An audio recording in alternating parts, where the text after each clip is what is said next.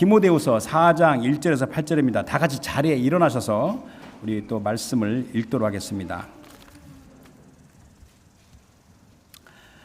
자, 디모데후서 4장 1절에서 8절까지 우리 한 절씩 교독합니다. 제가 먼저 1절 읽도록 하겠습니다.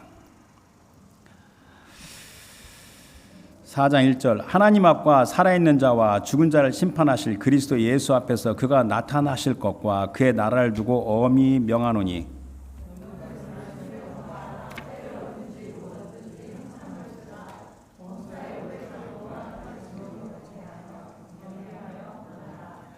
때가 이르리니 사람이 바른 교훈을 받지 아니하며 귀가 가려워서 자기의 사욕을 따를 스승을 많이 두고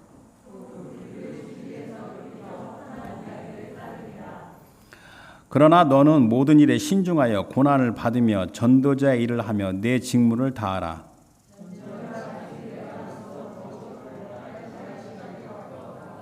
나는 선한 싸움을 싸우고 나의 달려갈 길을 마치고 믿음을 지켰으니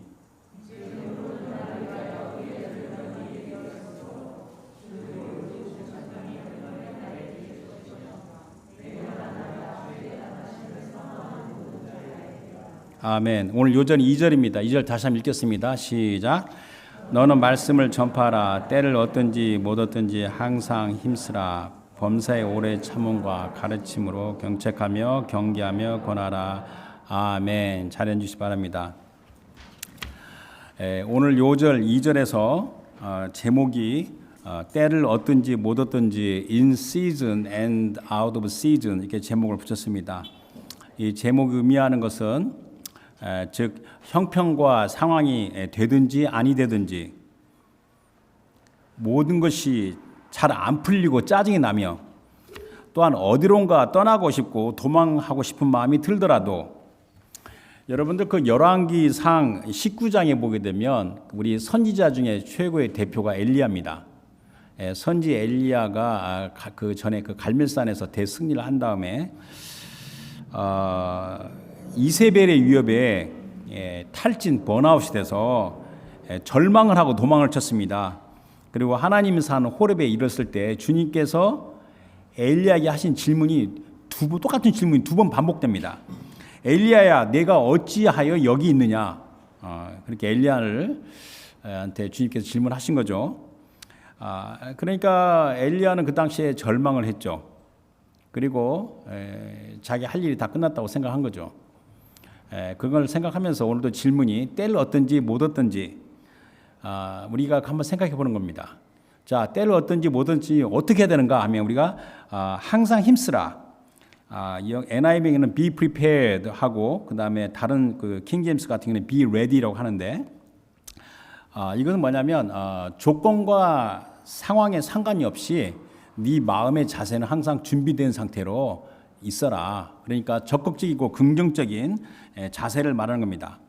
자, 무엇 때문에 무엇을 위하여 그렇게 해야 됩니까? 너는 말씀을 전파하라. 그러니까 우리가 하나님의 말씀대로 살며 말씀을 전파하는데 때를 얻든지 못 얻든지 항상 힘쓰라는 겁니다. 그러니까 말씀대로 사는 것은요, 세상의 눈에 보면 때로는 어리석게 보이고 미련하게 볼 수 있습니다. 그러나 하나님의 구원하신 능력입니다. 고린도전서 1장 18절에 십자가의 도가 멸망하는 자들에게는 미련한 것이요 구원을 받은 우리에게는 하나님의 능력이라. 제가 일전에 한번 예배 드릴 때 시편 118편 17절 말씀을 한번 이렇게 같이 입술로 고백한 적이 있죠. 거기에 그 말씀은 내가 죽지 않고 살아서 여호와께서 하신 일을 선포하리라. 그러니까 영어로 말하면 NIV는 I will not die but live and will proclaim what the Lord has done. 그러니까 내가 죽지 않고 살아있으면 계속 하나님 하신 일을 내가 선포하겠다는 겁니다. 이와 관련해서 제가 갑자기 문득 생각 떠오르는 한자 성어가 있는데 우리 1.5세나 이게 오래 산 사람 한자 성어가 좀 잘 익숙지가 않은데 거기에 우공이산이라는 단어가 딱 떠올랐어요. 근데 우공이산은 뭐냐면 우공은 어리석은 노인입니다. 어리석은 노인이 산을 옮긴다 그 뜻인데 이것에 대해서 전후 앞뒤 설명을 할 수는 없고 제가 위키 백과에 대해서 우공이산을 어떻게 설명하는지 한번 읽겠습니다. 나는 늙었지만 그게 이제 중국에 나오는 이제 탕페인가 어딘가 나오는 건데 그 나는 게 90세 되는 노인입니다. 내일 모레면 이제 죽는 사람입니다. 나는 늙었지만 나에게는 자식과 손자가 있고 그들이 자자손손 대를 이어나갈 것이다. 앞에 있는 산은 더 커지진 않지만 내는 자자손손 대대로 이어나가니까 대를 이어서 열심히 일하다 보면 언젠가는 산이 깎여서 평평하게 될 것이 올 것이다 라고 말한 겁니다. 그러니까 뭐냐면 앞에 산이 있어서 굉장히 통행이 불편해가지고 이 앞에 있는 산을 없애려고 하니까 그 노인이 땅을 파기 시작합니다. 근데 자자손손 그 땅을 파면 언젠가는 산이 없어지겠다는 것이 우공이산입니다. 아무리 오랜 시간이라도 자자손손 대를 이어서 꾸준히 노력해 나간다면 결국에 뜻을 이룬다는 의미입니다. 세상의 이치도 이러한데 하물며 살아계신 하나님의 말씀과 뜻에서는 어떻게 하겠습니까? 그래서 때를 얻든지 못 얻든지 항상 힘쓰라. 여기에서 바로 그리스도에 있는 성도의 적극적이고 긍정적인 파지티브하고 어그레시브한 정신이 시작됩니다. 여러분 살아가면서 보면 실망되는 일 없어요? 저는 실망되는 게 많았어요. 뭐 지금도 가끔씩 오지만은 실망되고 좌절이 되면서 남자는 이렇게 쉽게 눈물 흘리는 건 아니지만 마음속에 눈물이 나더라도 그러더라도 힘쓰게 일하는 겁니다. 그러니까 저는요 개인적으로 이제 제가 말씀드리면 이게 설교자의 그 신앙이 통해서 하나님께서 또 우리 말씀을 주시기 때문에 신앙생활 하다 보면 주위 사람에 대해서 환멸을 느낄 때가 있습니다. 뭐 없습니까? 있죠. 근데 제일 괴로운 게 뭔지 아십니까? 내가 내 자신에 대해서 환멸을 느낄 때가 제일 괴롭습니다. 왜 나는 항상 이 모양인가? 나는 왜 이것밖에 안 되나? 내 자신이 가장 그 환멸을 느낄 때가 가장 괴롭습니다. 그래서 때로는 그냥 모든 걸 다 집어치우고 싶은 마음이 듭니다. 그러나 내가 내 자신의 환멸을 느끼고 괴로워도 괴롭다 할지라도 그래도 괴로우면서도 이제 항상 힘쓰며 일하는 것이 최고의 은혜라는 것을 이제 조금씩 깨닫기 시작합니다. 이 뒤늦게나마. 이 성도들에게 이 적극적이고 긍정적인 정신은 그가 타고난 기질, 성격이나 혈액형, 뭐 O형, A형, B형, AB형 그것이 아니라 하나님의 말씀과 뜻에서 그와 같은 정신이 시작되는 겁니다. 때를 얻든지 못 얻든지 이것은 믿음의 선배, 여기서 우리 본문은 그 사도 바울이죠. 믿음의 선배가 후배, 영적인 아들 디모데에게 주는 엄한 명령입니다. 또 이 말씀이 의미하는 게 뭐냐면 성공인가 실패인가 일의 결과 평가를 한 개인의 삶에서 결정되지 않는 것을 암시하는 겁니다. 따라서 그리스도인에게 적극적이고 긍정적인 정신은 첫 번째 하나님의 말씀과 뜻이기 때문에, 그러니까 무슨 말이냐면 나하고 상관이 없어요. 하나님의 말씀과 뜻이기 때문에 나의 적극적이고 긍정적인 정신이 나온다는 겁니다. 그리고 두 번째는 내가 하는 일의 결과가 성공할 것인가 실패할 것인가, 이것이 개인이 아니라 공동체, 거대한 공동체, 하나님의 나라의 관점에서 이루어진다는 사실에서 비롯됩니다. 앞서 말한 엘리야가 사역에 실패했습니까? 열왕기상에 나오는 엘리야가 사역에 실패했습니까? 그렇지 않잖아요. 엘리야의 사역은 하나님의 전체 나라의 관점에서 우리가 지금 성경을 통해서 보고 있는 거 아닙니까? 따라서 내가 소명으로 하고 있는 일은 그게 아무리 작고 개인적이 하더라도, 개인적이 뭔지 아십니까? 집에서 애 기르는 거. 금방도 우리 유집사 같은 경우는 애가 3명인데 두 사람이 얼마나 고생하겠습니까? 자녀 양육도 아까 그랬잖아요. 하나님께서 막 위탁하신 자녀라고 그랬잖아요. 자기 자녀 이기기 전에. 그러니까 내가 하고 있는 일이 아무리 작고 개인적이라도 하나님의 뜻에 속한 거대한 프로젝트의 한 부분이기 때문에 때를 얻든지 못 얻든지 형편이 되든지 안 되든지 하면 됩니다. 그냥 하면 돼요. 꾸준히 힘써 하면 됩니다.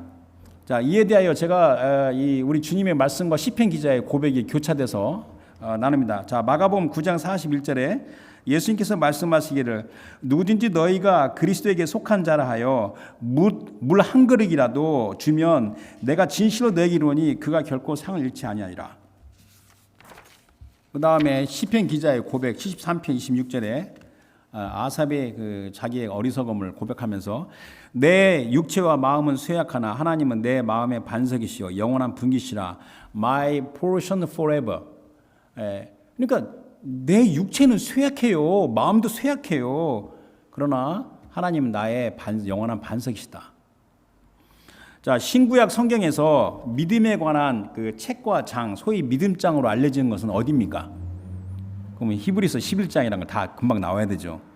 그 히브리서 11장에 믿음의 정의로 믿음은 바라는 것들의 실상이요 보이지 않는 것들의 증거니. 그러니까 faith is being sure what we hope for. 그러니까 바라는 것에 sure입니다. 그리고 certain of what we do not see. 그러니까 믿음의 대상은요 내가 바라지만은 눈에 보이지 않는 겁니다.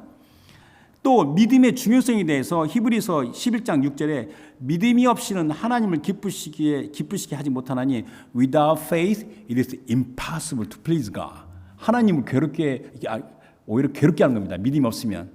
믿음이 있어야만 하나님 기쁘시게 하는 겁니다. 하나님께 나아가는 자는 반드시 그가 계신 것과 또한 그가 자기를 찾는 자들에게 상 주시는 이심을 믿어야 할지니라. 그러니까 이 히브리서의 그 두 절 말씀을 금방 정리하게 되면 하나님은 반드시 살아계신다. 그런데 하나님은 보이지 아니하신다. 그런데 하나님은 믿음의 상 주신다. 이 땅에 믿음의 성도들이 우리 주님을 기쁘시게 합니다. 자, 이 부분을 생각한 게 뭐냐면요. 여러분들 하늘에 지금 하나님의 나라에 성도들이 많이 있어요. 하나님의 구원받은 성도들인데 하나님의 나라에 있는 성도들이 부럽죠. 오히려 하늘에 있는 성도들이 우리를 부러워하는 게 있습니다.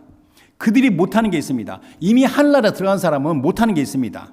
그것은 바로 믿음으로 하나님이 기쁘시게 하는 일 그들이 할 수 없습니다. 하나님을 이 페이스 투 페이스 대면으로 보기 때문에 그들에게는 믿음으로 하나님이 기쁘시게 하시는 일이 못하는 겁니다. 그 일이. 그래서 하늘의 성도가 부러웁니까? 오히려 그들이 성도가 이제 보면 내가 땅에 있을 때 더 확고한 믿음으로 우리 주님을 기쁘시게 해서 얼마나 좋았을 걸. 야, 쟤네들이 부럽다. 그래서 우리 땅에 있는 성도들을 부러워하는 것이 바로 그 면입니다. 시편 16편 3절에는 시편 기자 다윗의 고백으로 우리 주님께서 말씀하시는 게 뭐냐면 땅에 있는 성도들은 존귀한 자들이니 나의 모든 즐거움이 그들에게 또다. 우리 주 하나님의 마음과 관심은 땅에 있는 믿음의 성도들에게 있습니다.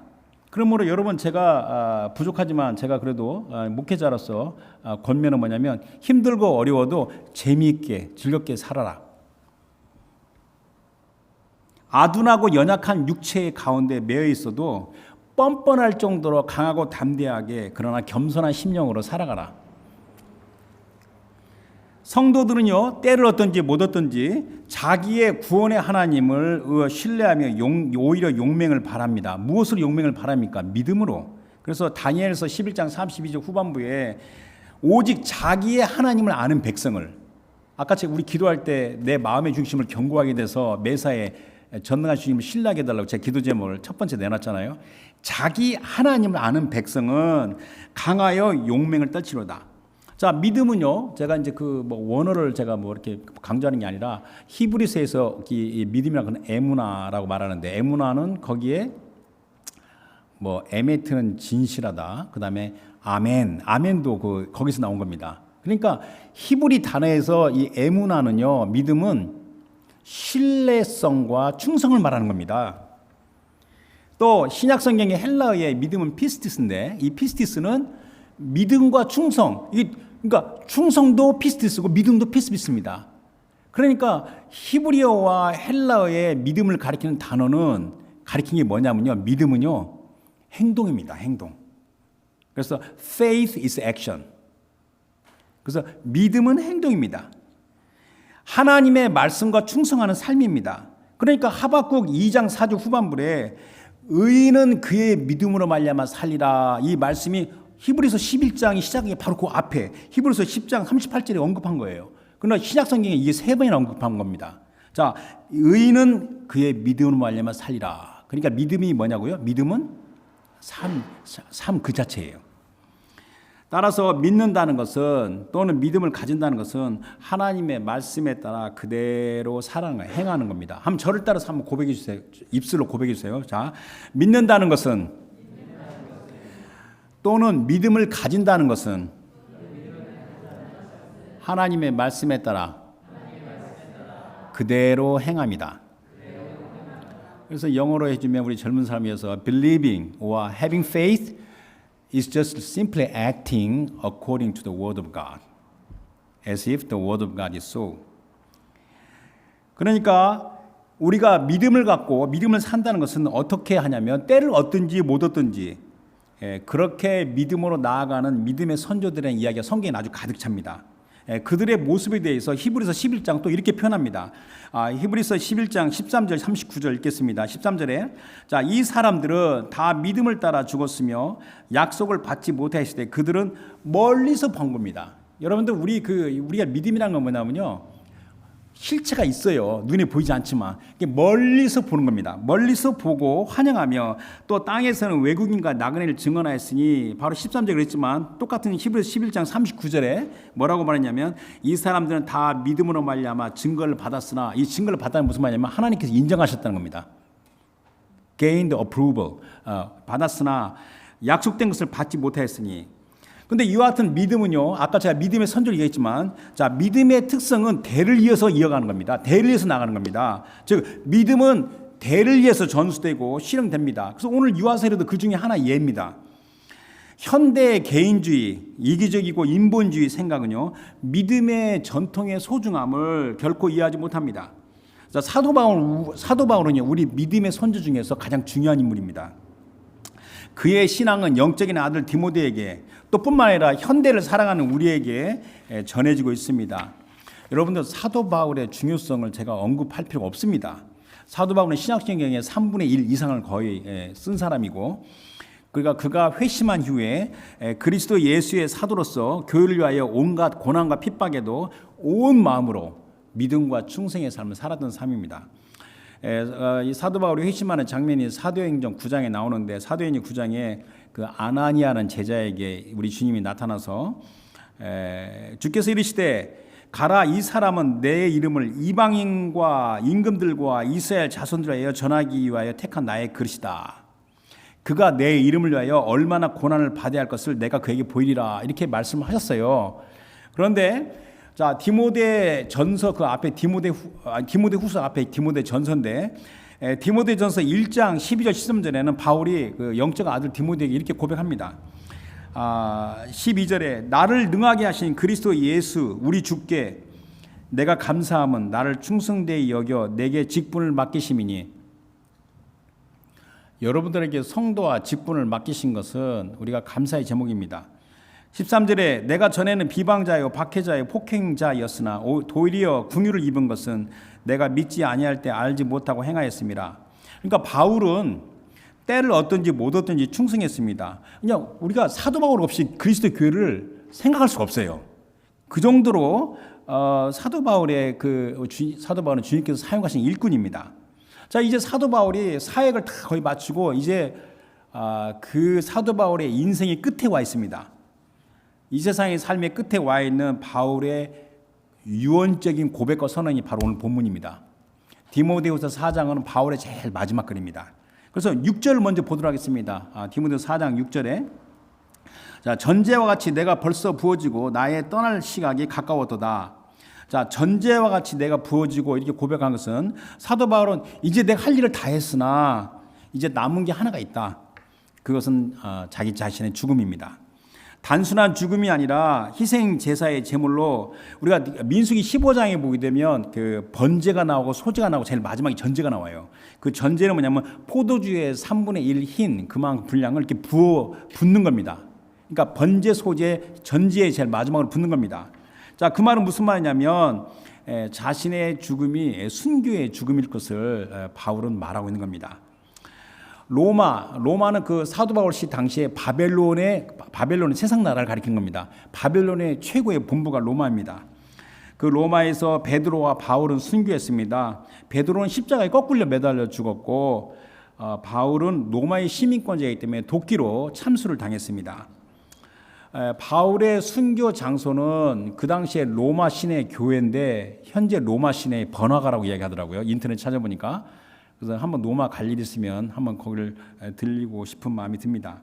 자, 7절 보게 되면 나는 선한 싸움을 싸우고 나의 달려갈 길을 마치고 믿음을 지켰으니 더 이상 설명이 필요 없는 말씀입니다. 자신의 삶을 뒤돌아보며 현재 완료입니다. 나는 선한 싸움을 싸우고 I have fought the good fight. 나의 달려갈 길을 마치고 I have finished the race.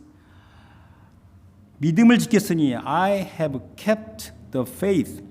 그러니까 더 이상 설명이 필요 없는 겁니다. 바울은 최선을 다해서 때를 얻든지 뭐든지 살아왔기 때문에 그렇게 권면하는 겁니다. 자기가 그렇게 살았기 때문에. 자, 8절에 보게 되면 이제 후로는 나를 위하여 의의 면류관이 예비되었으므로 주 곧 의로우신 재판장이 그날에 내게 주실 것이며 내게만 아니라 주의 나타나심을 사모하는 모든 자에게니라.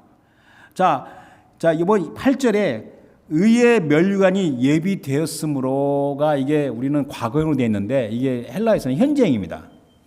이미 준비돼서 지금 대기하고 있다. 그 뜻입니다. 자, 그러니까 이 바울은 자기를 위해서 의의 면류관이 이미 준비가 되었으나 나에게 그 면류관을 주는 것은 정하신 그날에 내게 수여된다. 그 뜻입니다. 자, 이러한 이 상급은 바울에게만 해당되는 게 아니라 그리스도의 재림을 고대하는 모든 성도에게 해당됩니다. 그러니까 여러분 여기 생각해 보면요, 여러분과 제가 믿음으로 나아가는 현재의 삶에 지금 삶이 나의 상급과 직접적으로 관련이 있다는 걸 알아야 되는 겁니다. 여러분들 중세 교회 타락은요, 또 옆으로 사이드로 가기는 제가 좀 곤란한데 중세 교회 타락은요 하나님의 상급에 대한 악용입니다. 악용.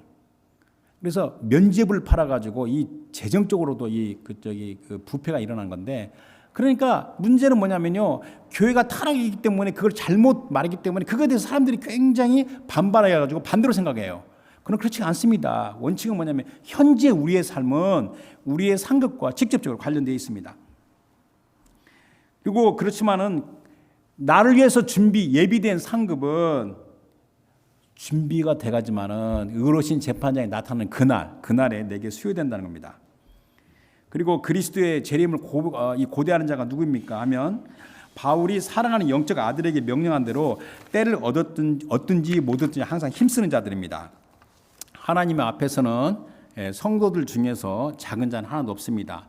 그래서 히브리서 11장을 아까 믿음장을 했는데 그 마지막 히브리서 11장 40절과 바로 12장 1절 한번 보도록 하겠습니다. 히브리서 11장 40절에 이는 하나님이 우리를 위하여 더 좋은 것을 예비하셨은즉 우리가 아니면 그들로 온전함을 이루지 못하게 하라 하심이라. 사도 바울이 영적인 아들에게 때를 얻든지 못 얻든지 그렇게 하라고 말하는 것은, 사도 바울은 우리의 상급은 내가 잘해서 받는 것도 있지만 하나님의 성도가 하나님의 모든 일을 다 마치는 그날에 수여되기 때문에 한 사람도 성도가 유예가 없다는 겁니다. 그러니까 여러분과 제가 아니면 우리 믿음의 선조도 온전함을 얻지 못해요. 이것을 말하는 겁니다. 그러면서 12장 1절에 이러므로 우리에게 구름같이 둘러싼 허다한 증인들이 있으니 모든 무거운 것과 얽매이기 쉬운 죄를 벗어버리고 인내로써 우리 앞에 당한 경주를 하며 이렇게 말하고 있습니다. 자, 이제 본문 1절과 2절을 한꺼번에 보도록 하겠습니다. 하나님 앞과 살아있는 자와 죽은 자를 심판하실 그리스도 예수 앞에서 그가 나타나실 것과 그의 나라를 두고 엄히 명하노니 너는 말씀을 전파하라. 때를 얻든지 못 얻든지 항상 힘쓰라. 범사의 오래 참음과 가르침으로 경책하며 경계하며 권하라. 자, 그러니까 우리는 이제 첫 단어가 하나님 앞이라 나오는데 원래 이 헬라어의 이 원문에서는 첫 단어가 엄히 명하노니, 이 동사가 먼저 앞에 나오는 겁니다. 자, 엄히 명한다. 바울은 자신의 영적인 아들이지만 이 디모데가 내성적이고 마음이 유약한 그에게 엄히 명령한 겁니다. 그런데 바울은요, 디모데에게 그 전에도 이미 명령을 했습니다. 그래서 디모데전서 5장 21절 22절에 보게 되면 하나님과 그리스도 예수와 택하심을 받은 천사들 앞에서 내가 엄히 명하노니, 엄히 명하노니가 첫 단어입니다. 앞에서 너는 편견이 없이 이것들을 지켜 아무 일도 불공평하게 하지 말며 아무에게나 경솔히 안수하지 말고 다른 사람의 죄에 간섭하지 말며 내 자신을 지켜 정결하게 하라. 자, 때를 얻든지 못 얻든지 말씀을 전파하는데 항상 힘쓰며, 자, 오래 참음과 경책으로, 여기 중요한 게 있습니다. 한번 보십시오. 2절에 자, 오래 참음과 가르침으로 great patience and sound careful instruction. 자, 오래 참음과 가르침으로 그 다음에 세 단어가 나오는데 세 단어의 순서가 중요합니다. 순서가 첫 번째가 경책하라. 영어는 correct. 교정하라. 경계하라. 이건 rebuke. 혼내줘라. 그다음에 권하라. encourage 하는 겁니다. 자, 이 순서가 중요한 겁니다. 순서가 왜 그러냐면 성경의 순서 중요한데 경책과 경계가 없이 권한만이 있는 것이 현대 교회의 문제입니다.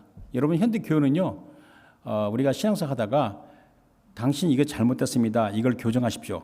근데 교정이 안 돼요. 혼납니다. 그러면 이렇게 말하면 다 교회를 떠나요. 그러니까 그 말을 못 하는 거예요. 그냥 권한만 있는 겁니다. 물론 이제 잘못된 건 아니죠. 아주 근실하게 하나님 말씀으로 사랑을 가지고.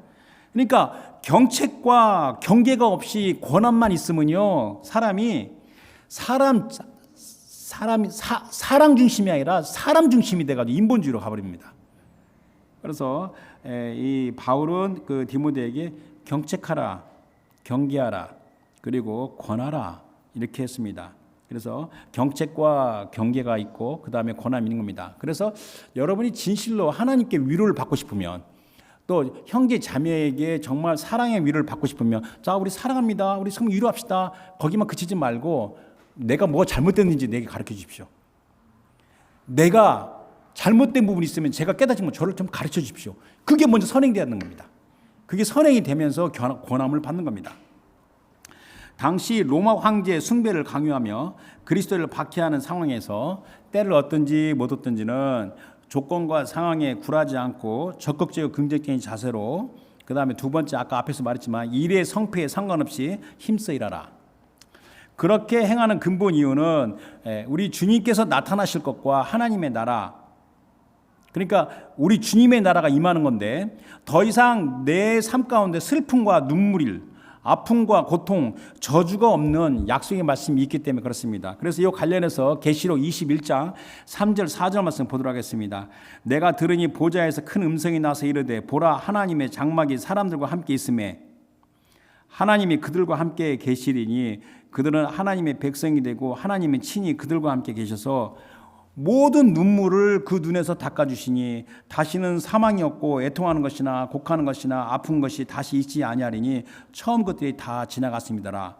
여기서 제가 장황하게 설명한 걸 이제 생략하고 한마디만 딱 마음으로 넘어가면요, 우리 문제의 대부분은 하나님께서 정하신 그날에 이르기 전에 아유 좀 아파요, 제가 슬퍼요, 제가 어려워요. 그러니까 나의 애통과 아픔과 어려움이 온전히 해소되기를 간절히 원하면서 그렇게 되지 않으면 낭망하고 절망하는 원초적인 본능이 있는 겁니다. 좀 말이 좀 길었죠. 제가 다시 한번 말씀드리겠습니다. 우리 대부분의 문제는, 우리 문제의 대부분은 하나님께서 정하신 그날이 이르기 전에 나의 이 어려움과 아픔과 고통이 해소되기를 원하는데 해소되지가 않아요. 그래서 거기서 실망과 좌절, 낭망하는 거예요. 거기에 원초적인 본능입니다. 그러나 웃기는 게 뭐냐면 사람들이 하나님께서 직접 나타나시고 그의 나라가, 정한 나라가 임하기 전에 이 땅에 개인의 유토피아를 가지려고 노력해요. 그게 잘 안 되죠. 여러분들 하나님이 없이 이 땅에 유토피아를 이루는 게 뭡니까? 공산주의예요. 공산주의는요, 뭐 칼 막스와 엥겔스가 이런 이게 다 신학입니다. 이것도 나왔지만 공산주의는 이미 실패했어요. 인류 역사에서 공산주의 실패한 걸 이미 다 증명이 된 거예요. 아직도 공산주의 잡고 있어요. 붙잡고. 주님이 나타나기 전에 이 땅에 유토피아를 건설하려고 그래요. 그게 공산주의입니다. 이게 실패 덫입니다. 하나님은 물론 이 땅에 있는 성도들 축복하시며 소명을 감당하도록 보호하고 능력을 주십니다. 그렇다 할지라도 누구에게나 때를 얻을 수도 있고 못 얻을 수도 있는 겁니다. 자, 3절과 4절 한꺼번에 보도록 하겠습니다. 3, 4절에 때가 이르느니 사람이 바른 교훈을 받지 아니하며 귀가 가려워서 자기의 사욕을 따를 스승을 많이 두고 또 그 귀를 진리에서 돌이켜 허탄한 이야기를 따르니라. 자, 이 3절에, 이 4절에 보게 되면 이게 귀가 가렵다는 말이 나오는데 하나님의 믿는 백성이 자기가 하나님 나라와 의를 위해서 일하는 일꾼이라면 제일 먼저 조심할 사람이 귀가 가려운 사람입니다. 우리 한국말 이런 말 있죠. 제가 귀가 가려워요. 누가 내 말하는 것 같아요. 그렇게 이야기하죠. 그건 한국 사람이 말하는 거고, 성경에서 말하는 귀가 가렵다는 것은 자기의 사욕, 자기의 욕심, 자기의 욕심대로 하나님의 말씀 중에 자기가 원하는 것만 선택해서 듣는 사람을 가리키는 겁니다. 그래서 여기서 이 사욕이라는 그 헬라어 단어가, 똑같은 단어가 쓰여진 장소가 요한일서 3장 16절에 그대로 나옵니다. 한번 읽겠습니다. 요한일서 3장 16절에 이는 세상에 있는 모든 것이 육신의 정욕, 이게 사욕, 이게 똑같은 단어입니다. 안목의 정욕, 똑같은 단어입니다. 이과 이생의 자랑이니 다 아버지께로부터 온 것이 아니오 세상으로부터 온 것이니라. 자, 이 세상도 그 정욕도, 이 정욕 똑같은 단어입니다. 지나가되 오직 하나님의 뜻을 행하는 자는 영원히 거하니라. 그러니까 여기서 이제 말씀을 좀 정리해 나가면, 우리 주변에 보게 되면 우리가 예수 그리스도의 복으로 말미암아, 믿음으로 말미암아 의인이 됐죠. 그죠? 의인이 됐죠. 거기다 성령 충만함을 받았어요. 또 성령 충만함을 계속 유지하고 있어요. 예를 들면 그중에 하나가 이제 방언으로 기도한다든지, 이 방언 기도는 얼마든지 해야 되지만, 어떤 사람은 예수 그리스도 믿고 성령 세례 받아서 방언 기도합니다. 그리고 나름대로 신앙생활 잘한다고 말해요. 그런데 그런 사람 중에서 귀가 가려운 사람이 너무나 많아요. 의외로 많은 것은 참 가슴 아픈 일입니다. 이게 왜냐면요, 그런 사람들 중에서 한번 잘 보십시오. 여러분들 자기 자신을 넣어서 한번 돌이켜 보십시오. 주변에 보십시오. 하나님의 말씀과 사역이 본인의 복지와 안녕을 위한 것이라고 착각하고 자기가 원하는 대로 말씀을 취사 선택합니다. 이게 귀가 가려운 자입니다. 본인이 원하지 않는 것이라 할지라도 과연 그 말씀이 올바른 진리인가를 진지하게 고려하지 않고 은혜가 안 돼 라고 이렇게 물리치면서 나가는 게 이 시대의 두드러진 모습입니다. 자, 귀가 가려워서 자기의 사역을 따를 많은 스승을 두고 하는데, 그들이 이렇게 말합니다. 하나님은 우리 모두를 사랑하십니다. 저도 사랑하십니다. 라고 이렇게 말합니다. 아니, 하나님 사랑하는 걸 말하면서 전작 본인은 하나님을 사랑하고 섬기는데 인색합니다. 이게 눈에 안 보입니까? 다 보이죠. 물론 하나님께서는 우리를 사랑하십니다. 그러나 우리가 하나님을 사랑하고 섬기는 것은 하나님께서 우리를 먼저 사랑하시기 때문에 그렇습니다. 요한일서 4장 19절에 우리가 사랑하면 그가 먼저 우리를 사랑하셨습니다. 그런데 우리 그 믿는 사람 중에서도 적지 않은 사람들이 아주 이기적인 자기중심, 셀프 센터드네스, 이 이기중심이라는 것은 이게 덫이에요. 덫. 트랩입니다. 이 덫에 걸려서 이 가려운 귀는 이게 중독성입니다. 마약의 중독처럼 이게 중독입니다. 중독성의 가려운 귀, 즉 자신의 필요와 욕구를 만족하는 말씀에만 초점을 맞춥니다. 우스갯소리로 제가 이렇게 말하고 넘어가게 되면, 하나님, 저와 제 가정을 축복해 주시고, 그리고 제가 좋아하는 친하게 지는 저 가정도 축복해 주십시오. 이상입니다. 아멘. 끝납니다. 정말 내 주위의 공동체 안에 어려운 사람, 내 주변에 어려운 사람, 하나님의 마음이 어디 있는지 헤아리지 못하고 이상입니다. 아멘 하고 끝나는 이런 모습이 굉장히 많아요. 제가 하나 예를 들면 시간이 갈까 봐 이제 길게 못 드리고 짧게 말씀드리는데, 제가 아는 형제 중에 한 사람이 그 이단성이 있는 한 단체에 아주 속해서 활발하게 활동을 했습니다. 근데 마침내 그 단체에서 빠져나왔습니다. 그 단체는요, 하나님을 위한 희생과 헌신을 가지고, 확신을 가지고 나아가라고 막 지나치게 강요합니다. 그래서 그 단체에 가면요, 그 단체는 제가 설명을 할 수 없어요. 시간과. 그 단체는 사람들을 막 드라이브합니다. 하나님 나라와 의를 위해서 니네 그렇게 살면 안 된다. 헌신하라. 희생하라. 하라고 막 하니까 은혜가 되죠. 잠자다가 정신 벌쩍 깨죠. 그리고 또 그 단체는요, 선교지의 위험한 지역으로 사람을 보내가지고 순교를 하게 만듭니다. 그래서 주님을 위하여 헌신하다 죽으면 영광이다. 가서 선교하다 죽으라. 물론 주님의 부르심이 그렇게 해야죠. 주님의 인도하심이 그렇게 해야 되죠. 그러나 이것을 모두 일률적으로 모든 사람이 적용합니다. 이슬람에서도 마찬가지로, 이슬람에서 순교하게 되면 뭐 이렇게 이야기하죠. 마찬가지입니다. 실제로 그 형제가 말하기를 그 단체에서 그렇게 결단하니까 마음에 은혜와 기쁨이 되고 힘이 솟아났다고 합니다. 그런데 시간이 지나면서 점점 보니까 뭐가 잘못됐다 느끼면서 이제 긴 이야기 짧게 말하면 마침에 빠져나왔습니다. 잘 된 거죠. 그래서 그 형제는 그 단체에서 빠져나오면서 이제 정상적인 교회라는 데 출석을 해서 신앙생활을 했습니다. 그런데 정상적인 교회라고 하는데 어찌 사람들이 그래도 이기적이고 자기중심으로 신앙생활하는지 놀랐다고 합니다. 자기가 전에 이단성이 있는 단체에 있을 때 모습과 비교하니까 정상적인 교회는 사람들이 너무 이기적이고 자기만 알고 놀랐다고 합니다. 예배는 구약에서는 sacrifice 제사입니다. 예배를 드리는데 얼마나 그렇게 인색하는지, 성경 공부, 큐티, 이 모든 것이 자기의 욕심, 사욕에만 맞춰져 있으면 여전히 가려운 길입니다. 하나님의 나라와 의를 위한 희생과 헌신이 결여된 삶은 옳지 않습니다. 물론 희생과 헌신은 쉽지가 않습니다. 거기에 겸손한 심령이 요구되죠. 자, 마지막 5절 보면 5절에 그러나 너는 모든 일에 신중하여 고난을 받으며 전도자의 일을 하며 내 직무를 다하라. 자, 그 바울은 자기의 영적 아들 디모데에게 가려운 귀를 가진 자를 경계하라. 그러면서 내 직무를 다하라. 네 직무를 다하려면 어떻게 되는 줄 아느냐? 고난을 기꺼이 감수하라. 그래서 여기서 이제 이게 신중하라 하는데, 신중한 것은 개역성경에는 이게 근신하라 한 건데, NIV 성경에서 뭐냐면 keep your heads in all situation. 그러니까 이렇게 침착하라. 그러니까 하나님을 한다고 하면서도 이건 아닌데 라고 이렇게 했을 때 당황하지 말고 침착하라. 침착. 그러면서 오히려 그 가운데 고난을 감내하라. 이렇게 말한 겁니다. 그래서 여러분들 제가 그 고난을 너무 미화하는 것 같지만 진실한 사랑, 진실한 신앙과 그릇된 신앙을 구분하는 기준은 여러분 고난입니다. 고난. 절대로 축복이 아닙니다. 축복받으면 하나님 잘 믿었어요. 저 사람 하나님 믿고 나서 하나님 엄청나게 축복했어요. 그렇게 말하지 마세요. 성경적인 관점을 보게 되면 구약부터 신약까지 모든 성도의 삶을 보게 되면 진실한 신앙과 그릇된 신앙의 그 구분하는 그 기준은 고난입니다.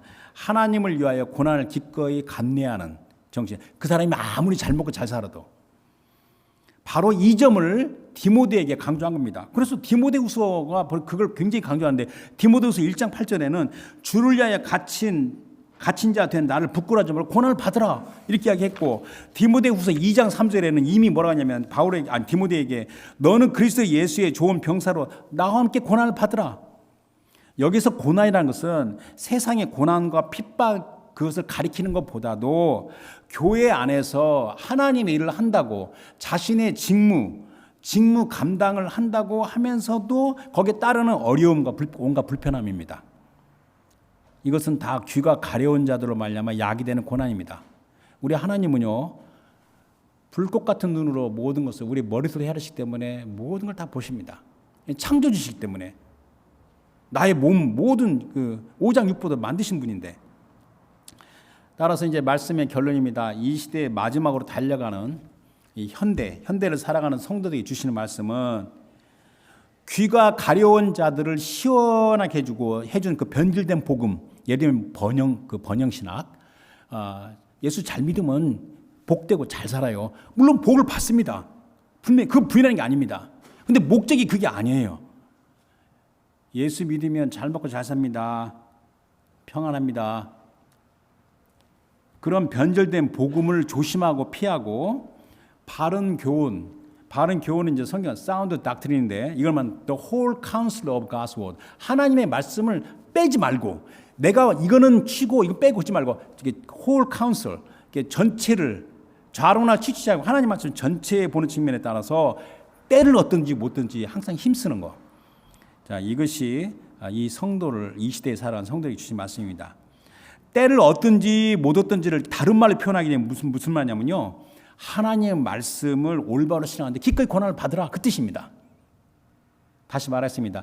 때를 얻든지 못 얻든지 항상 힘쓰라, 그 말을 다른 말로 바꿔서 말하면 하나님의 말씀에 따라 올바로 사는데 기꺼이 고난을 감내하라, 이렇게 말한 겁니다. 바로 여기에서 내가 하나님의 말씀에 따라 고난을 감내하며 살겠다는 그 정신에서 성도의 적극적이고 긍정적인 정신이 비롯되는 겁니다. 그래서 공간복음은 마태, 마가, 누가죠. 생각나는 말씀 하나씩 보고 마치도록 하겠습니다. 자, 마태복음 25장은 그 달란트 비유인데 21절과 23절 말씀이 똑같습니다. 그래서 21절 말씀 보게 되면 그 주인이 이르되 잘하였도다 착하고 충성된 종아 내가 적은 일에 충성하였음에 내가 많은 것을 내게 맡기리니 내 주인의 즐거움에 참여할지어다 하고 달란트 비유에서 우리 주님 항상 하는 말이 달란트가 꽤 큰데 우리 주님이 보시기에는 네가 적은 일에 충성했다 이렇게 말씀하십니다. 자, 그다음에 이제 마가복음 8장 35절에 누구든지 자기 목숨을 구원하고자 하면 잃을 것이요 누구든지 나와 복음을 위하여 자기 목숨을 잃으면 구원하리라. 이 말씀도 더 이상 설명이 필요 없죠. 마지막으로 누가복음 18장 8절 후반부인데 우리 주님께서 말씀하시기를 인자가 올 때 세상에서 믿음을 보겠느냐 하시니라. 그러니까 참 우리가 오늘 말씀에 따라 진실한 신앙으로 때를 얻든지 못 얻든지 항상 애쓰며 산다는 것이 그런 자가 다수가 아니라 소수라는 것을 좀 짐작해 볼 수 있는 겁니다. 자, 어떻게 우리 주님께서 주신 달란트로 이 생을 살아갈 것인가 하면 우리의 믿음의 선조 중에 그 사도 바울은 중요한 사람 중에 한 사람이죠. 믿음의 선조를 이어서 충성하는 삶입니다. 그 믿음의 선조 우리가 하는 말이 때를 얻든지 못 얻든지 항상 힘써라. 형편과 상황이 되든지 안 되든지 일의 성공 여부와 상관이 없이 항상 힘쓰라. 근데 이제 우리가 여기서 보게 되면 바울이 디모데에게 엄히 명하죠. 그렇지만 바울이 디모데에게 엄히 명하는 그 마음이 뭡니까? 사랑입니다. 진실하고 마음 깊은 곳에서 나오는 애틋한 사랑에서 나오는 엄한 명령입니다. 그 애틋한 사랑 안에서 서로의 교통과 훈련과 일에 그 엄히 명하는 이게 있습니다. 제가 여기서 깨달은 게 있습니다. 너희는 온 민족을 그 제자를 삼아 그랬잖아. 제자를 삼으려면 내가 제자를 사랑해야 되는데 내가 진실로 그 제자를 사랑하게 되면 내가 견책하고 경계하는 것이 없으면 안 되는구나. 그러니까 애틋한 사랑에서 나오는 그 경책과 경계, 권함이 있는 가운데 서로의 소통이 있는 겁니다.